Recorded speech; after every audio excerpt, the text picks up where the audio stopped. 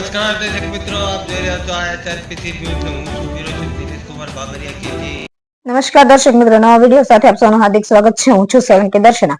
ફતેપુરા દાહોદ બાજુનો પરિવાર અમરેલી ખાતે એક મજૂરી કરતો હતો, જેના 5.5 વર્ષનો દીકરો સવારે 8:30 ના અસરમાં બહાર રમતો હોય ત્યારે દીપડો આવીને બાળકને ઉઠાવી ભાગતા પરિવાર લોકોએ હોબાળો મચાવતા દીપડો બાળકને ઝાડીઓમાં મૂકીને ભાગી જતા પરિવારે બાળકને અમરેલી સરકારી હોસ્પિટલ ખાતે લઈ ગયા હતા, જ્યાં ફરજ બજાવતા ફરજ પરના તબીબે બાળકને મૃત જાહેર કર્યો હતો, જેથી બાળકના માતા પિતા પર આભ ફાટ્યું હોય તેવો આક્રોશ જોવા મળ્યો હતો. રિપોર્ટર કનુભાઈ ચાંદપા, સોમનાથ. ગામ ને શું હતું? તાલુકો કટારા રાકેશભાઈ સાહિદભાઈ, તાલુકો ફતેપુરા, જિલ્લો દાહોદ. શું બન્યું? સિંહણ ઉપાડી ગયું છોકરાનું. છોકરાનું નામ શું છે? સાહિદ. કેટલા વાગ્યા આ બન્યું? 8:30. છોકરાની ઉંમર કેટલી છે?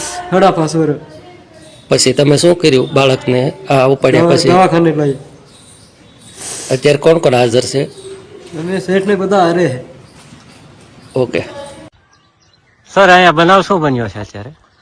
આજ વહેલી સવારે 9 વાગ્યાના અરસામાં એક દીપડા દ્વારા સાહિલ નામના છોકરાને અહીંયા તુવેરનું જે ખેતર છે એમાંથી બાજુમાંથી પકડી લઈ અને એને ઈજા પહોંચાડ્યા બાદ એને સરકારી હોસ્પિટલ ખાતે લઈ જવામાં આવેલ. ત્યાં એમનું મૃત્યુ નિપજેલ.